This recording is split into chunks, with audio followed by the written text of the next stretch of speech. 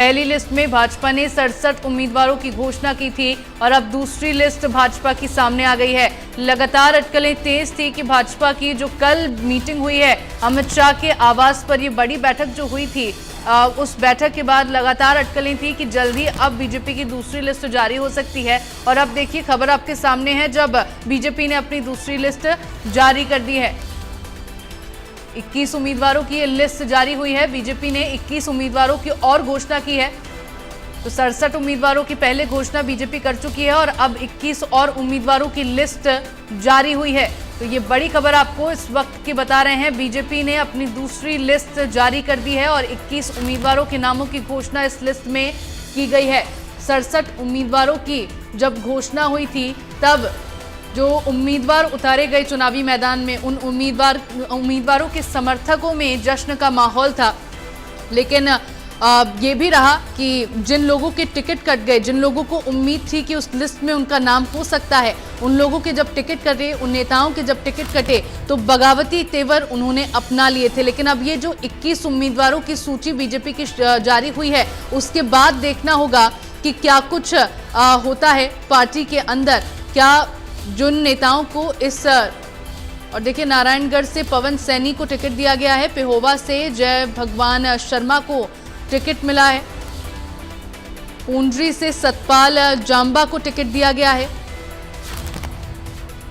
तो 21 उम्मीदवारों की ये पूरी लिस्ट है जो बीजेपी ने जारी की है। हालांकि इस लिस्ट के जारी होने के बाद देखना होगा कि जिन लोगों के अब टिकट कटे हैं, जिन नेताओं के अब टिकट कटे हैं, उनका क्या रुख रहता है, उनका क्या कदम रहता है।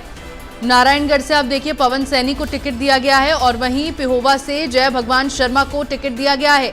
इनके अलावा आप देख रहे हैं पूंडरी से सतपाल जांबा को टिकट दिया गया है। तो ये दूसरी लिस्ट है बीजेपी की 21 उम्मीदवारों की, जिसमें इन नेताओं का नाम शामिल है, जिसमें इन्हें उम्मीदवार बनाया गया है।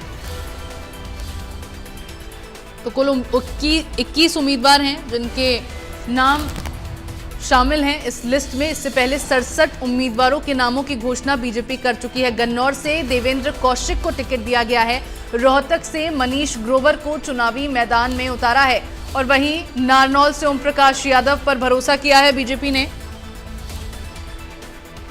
असम से योगेंद्र राणा, राई से कृष्ण गहलावत, बड़ौदा से प्रवीण सांगवान, जुलाना से कैप्टन योगेश बैरागी हैं जिनको टिकट दिया है। ये दूसरी लिस्ट गन्नौर से, जिसमें देवेंद्र कौशिक को टिकट दिया गया है, दूसरी लिस्ट में इनका नाम शामिल है। रोहतक से मनीष ग्रोवर हैं जिन पर पार्टी ने भरोसा जताया है इस बार। और वहीं नारनौल से ओम प्रकाश यादव को टिकट दिया गया है। भाजपा ने नारनौल से ओम प्रकाश यादव को चुनावी मैदान में उतारा है। असम से योगेंद्र राणा, राई से कृष्ण गहलावत को चुनावी मैदान में उतारा गया है। बड़ौदा से प्रवीण सांगवान है तो जुलाना से कैप्टन योगेश हैं।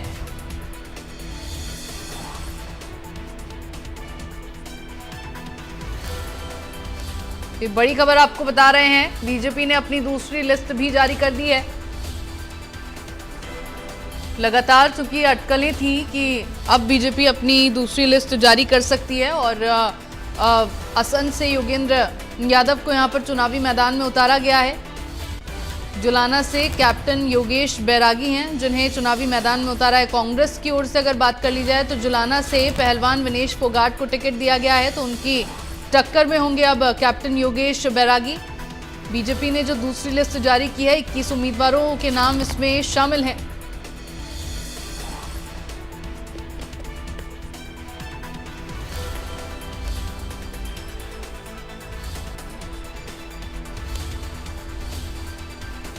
पटौदी से बिमला चौधरी, नू से संजय सिंह प्रत्याशी हैं। फिरोजपुर झिरका से नसीम अहमद को टिकट दिया गया है और इनके साथ ही पुन्हाना से एजाज खान, हथीन से मनोज रावत प्रत्याशी के तौर पर चुनावी मैदान में हैं। ये तमाम वो नेता हैं जिनके नाम इस लिस्ट में शामिल हैं। नरवाना से कृष्ण बेदी हैं, ऐलनाबाद से अमीर चंद मेहता, पटौदी से बिमला चौधरी, नू से संजय सिंह उम्मीदवार हैं और फिरोजपुर झिरका से नसीम अहमद को टिकट दिया गया है। और इन्हीं के साथ पुन्हाना से एजाज खान, हथीन से मनोज रावत हैं चुनावी मैदान में। वहीं होडल से हरिंद्र सिंह, बड़खल से धनेश, ऐलानाबाद से अमीरचंद मेहता, बावल से डॉक्टर कृष्ण कुमार, पटौदी से बिमला चौधरी, नूंह से संजय सिंह, ये तमाम वो नेता है। ये तमाम जो नेता हैं उनके नाम शामिल हैं इस दूसरी लिस्ट में।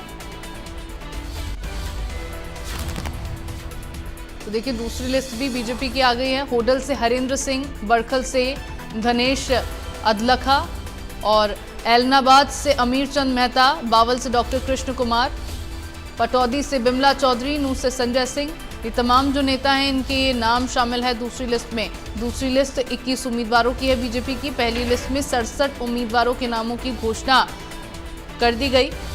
हालांकि नामांकन प्रक्रिया देखिए जारी है और इसी बीच दूसरी लिस्ट भी जारी हो गई है। तो ऐसे में ये जो आगे प्रत्याशियों के नामों की घोषणा की गई है वो भी अपने नामांकन प्रक्रिया पे ध्यान देंगे, अपना नामांकन दाखिल करेंगे।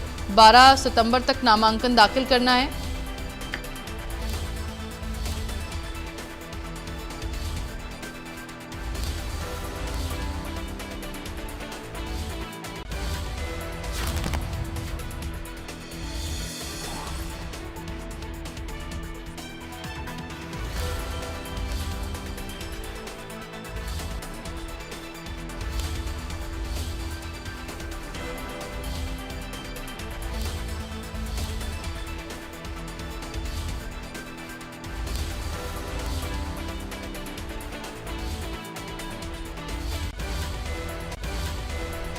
हम आपको दिखा रहे हैं विधानसभा चुनाव से जुड़ी इस वक्त की बड़ी खबर है। नरवाना से भी उम्मीदवार घोषित कर दिया है। बीजेपी ने दूसरी लिस्ट जारी कर दी है। तो ये दूसरी लिस्ट है, 21 नामों की ये लिस्ट है। उम्मीदवारों को घोषित किया गया। नारायणगढ़ से पवन सैनी को टिकट दिया गया है। इसके साथ ही पिहोवा से जय भगवान शर्मा को टिकट दिया गया। पुंडरी से सतपाल जांबा को उम्मीदवार बनाया गया है। तो बीजेपी ने अपने उम्मीदवारों को लेकर दूसरी सूची जारी कर दी। इस सूची में गन्नौर से देवेंद्र कौशिक के ऊपर भरोसा जताया। रोहतक से मनीष ग्रोवर चुनावी मैदान में दिखाई दे रहे हैं।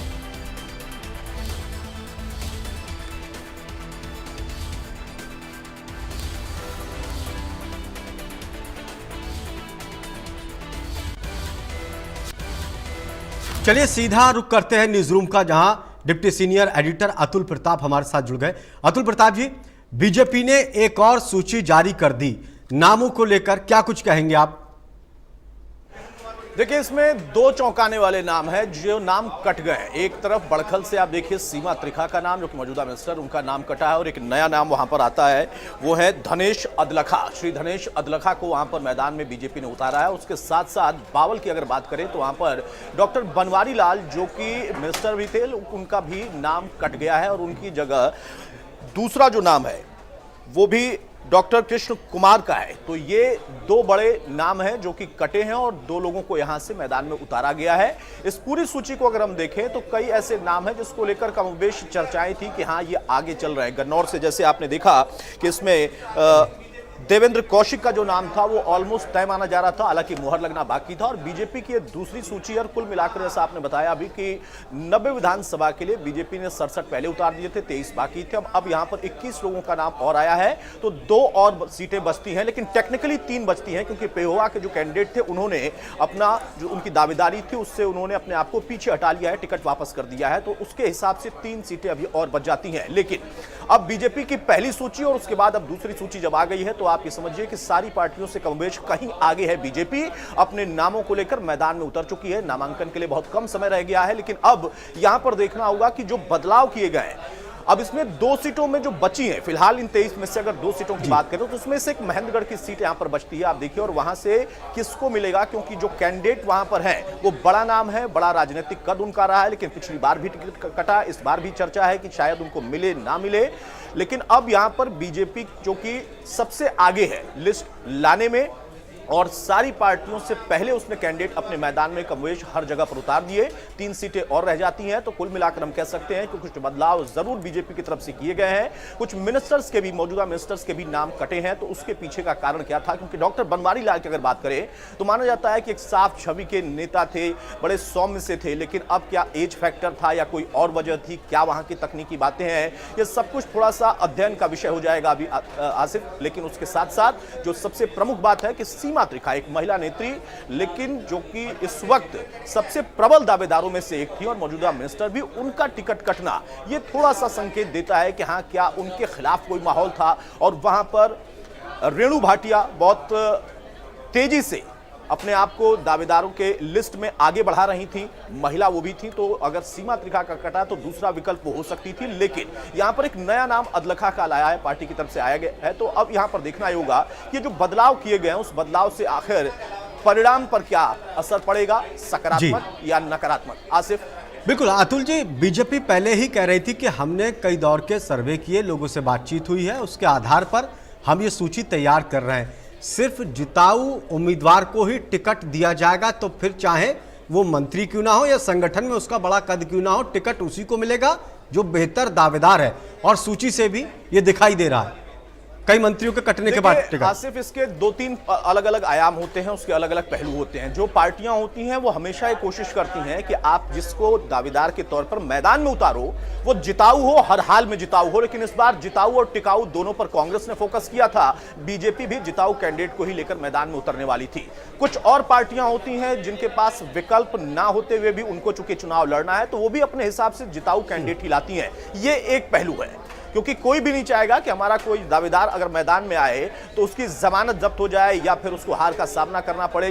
जीत या हार खेल में, राजनीति में लगी रहती है, 1 नंबर 2 नंबर 3 नंबर तक चलता है। लेकिन 3 से आगे अगर आप चले जाते हैं तो कहा जाता है कि आप खिलाड़ी नहीं है या अभी खेल सीखना आपको बाकी है। यह दूसरा पहलू हो गया। अब यहां तीसरे पहलू पर अगर आप आइए तो बीजेपी और कांग्रेस के सामने दोनों के बीच में जो टक्कर है सीधी सीधी, वहां पर चुनौती थी कि अगर हम किसी का टिकट काटते हैं या किसी को टिकट देते हैं तो उसका असर हम पर या उन पर क्या पड़ेगा। क्योंकि आपने देखा जब पहली सूची आई तो उसके बाद से बगावत शुरू हो गई है, कई जगहों पर इस वक्त नाराजगी दिखाई दे रही है। कांग्रेस की भी सूची आएगी, जितनी आई है उसके बाद भी वहां पर भी चर्चाएं तेज हैं। तो ये तीसरा पहलू सबसे ज्यादा अहम होता है कि हम बड़ा बैलेंस करके अपने नामों को सामने रखें ताकि उसके बाद हम पर कोई नकारात्मक प्रभाव ना पड़े। अगर पड़ना है तो वो विपक्ष के ऊपर पड़े और हमारे ऊपर सिर्फ और सिर्फ सकारात्मक प्रभाव उसका दिखाई दे। तो ये तीसरा बहुत अहम पहलू है और इसको सोच समझकर ही, इसके हिसाब से ही अपने कैंडिडेट को मैदान में पार्टियां उतारती हैं। आसिफ। अतुल प्रताप जी, जिस तरह से बीजेपी हर चुनाव में हम देखते हैं कि बड़ा सीरियसली, चाहे वो उम्मीदवारों की लिस्ट को लेकर हो, चुनाव प्रचार हो, चाहे नेताओं की सभा हो, बहुत ही गंभीरता से काम करती है। टिकटों को लेकर बहुत लंबे वक्त से मंथन का दौर चल रहा था। रात भी दिल्ली में बैठक बीजेपी की हुई, कई बड़े नेता केंद्रीय और राज्य के मौजूद थे। तो कह सकते हैं कि बीजेपी ने इस बार भी ये साबित कर दिया कि चुनाव को लेकर उनसे ज्यादा गंभीरता से कोई प्लानिंग नहीं बनाता। इस बार भी उम्मीदवार को घोषित करने में सबसे आगे रही, प्रबल रही बीजेपी। देखिए, एक पहलू तो हम ये कह सकते हैं कि हाँ, जो आपका सवाल है कि बीजेपी सबसे आगे रही अपने कैंडिडेट्स को मैदान में उतारने में, ये अच्छी बात है क्योंकि बीजेपी एक ऐसी पार्टी है जिस पर ये राजनीतिक तौर पर आरोप लगता है कि वो हर समय चुनावी मोड में होती है, उसके कार्यकर्ता सक्रिय होते हैं। ये अपने आप में अहम पहलू है और इसको लेकर बीजेपी एज ले चुकी है। लेकिन कांग्रेस की रणनीति को आप समझिए या फिर अलग अलग चुनावों के दौर में आप समझिए कि क्यों पार्टियां वेट एंड वॉच की स्थिति में रहती हैं। वेट एंड वॉच की स्थिति में रहने का जो कारण है वो ये है कि पहले ये पार्टी जो कि सत्तासीन है ये अपने उम्मीदवार को मैदान में उतार दे। जो टिकटार्थी है जिसके ऊपर टिकट की मुहर लग गई वो कौन होगा, उसके बाद हम अपनी तरफ से अपने कैंडिडेट को मैदान में उतारेंगे जो कि जातिगत समीकरणों को साधते हुए, वहां के समीकरणों को जो कि और भी हो सकते हैं सामाजिक तौर पर, आर्थिक तौर पर, उन तमाम पहलुओं को समेटने के बाद, समझने के बाद, सोचने के बाद फिर उस पर विचार करके, मंथन करके और फिर आखिरी मुहर लगा दी जाती है। ये एक रणनीति है, कूटनीति है। आपने लोकसभा चुनाव में भी देखा होगा कि जब बीजेपी की तरफ से कैंडिडेट घोषित किए जा रहे थे तो वेट एंड वॉच की स्थिति में कांग्रेस थी और फिर उसके बाद जब कैंडिडेट उतारे गए तो उसका परिणाम भी कमोबेश मिला है। क्योंकि व्यवहारिक तौर पर हम ये कहते हैं कि नहीं, जाति की राजनीति नहीं होती है, लेकिन व्यवहारिक तौर पर होती है।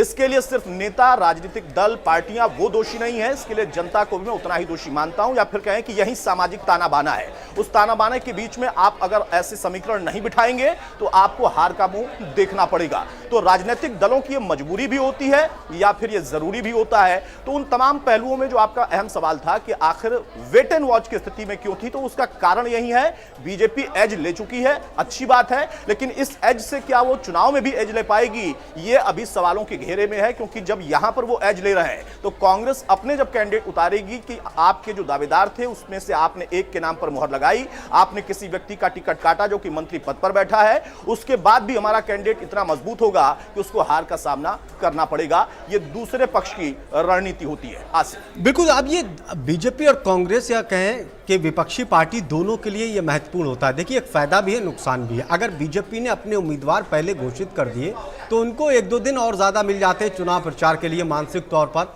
वो तैयार भी हो जाते। दूसरी तरफ अब जो चीज़ हमने देखा कि सूची जारी होने के बाद बीजेपी की बगावत भी दिखाई दी, नाराजगी भी दिखाई दी, इसका फायदा दूसरे दलों को भी मिलता है। तो दूसरे दलों के फिर एक ये भी होता है, कांग्रेस की लिस्ट अगर देर से आ रही तो उम्मीदवारों को वक्त कम मिलता है चुनाव प्रचार का। फायदा नुकसान दोनों दलों को होता है, चाहे देर से लिस्ट जारी करें। बिल्कुल आपका सवाल सही है कि अगर पहले आपका कैंडिडेट मैदान में उतर जाता है तो कैंडिडेट को थोड़ा सा समय मिल जाता है कि वो अपने लिए प्रचार कर पाए। लेकिन अब इसके दूसरे पक्ष को आप समझिए, वहां पर जो दूसरा पक्ष है वो ये सोचता है और कहता है कि अब कोई कैंडिडेट चुनाव नहीं लड़ रहा है। बहुत कम ऐसे कैंडिडेट हैं जो कि इंडिविजुअल अपने चेहरे पर चुनाव लड़ रहा है। अब पार्टी और पार्टी का जो नेतृत्व होता है उसके चेहरे पर ही चुनाव होता है। मुद्दे हो सकते हैं कि विधानसभा के चुनाव में स्थानीय हो, लेकिन जो चेहरा होगा उस चेहरे पर ही चुनाव होगा। वो कैंडिडेट का चेहरा आज के तिथि में अगर हम देखें, आज के दौर में हम देखें, जिस तरीके की राजनीति है, जिस तरीके से चुनाव होते हैं,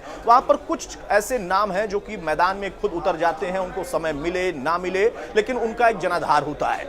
अब पार्टियों का और पार्टी के शीर्ष नेताओं का जनाधार ज्यादा वैल्यू करता है, ज्यादा महत्व रखता है, इसलिए पार्टियां वेट एंड वॉच की स्थिति में रहती हैं। बीजेपी भी, जो कि जिस पर आरोप लगता है, मैं पहले भी कह रहा था, जो हर समय चुनावी मोड में होती है, अगर मान लीजिए कि उनके पास कैंडिडेट पहले से थे या उनकी तैयारी पहले से थी तो वो कहते कि हाँ ठीक है, कैंडिडेट को आपने टिकट दे दिया, आप जाइए मैदान में मेहनत करिए। नहीं, सिर्फ कैंडिडेट की मेहनत से नहीं जीतेगा, यह सारी पार्टियां जानती हैं, क्योंकि वहां की लड़ाई बड़े अलग तरीके की होती है। वहां पर जो दावेदार होते हैं, दूसरी पार्टियों के जो आवेदक होते हैं, उसके साथ साथ जो बगावती होते हैं, जो निर्दलीय चुनाव लड़ते हैं, ये सारे फैक्टर अगर आप टटोलेंगे तो वहां से ये चीज निकल कर आएगी।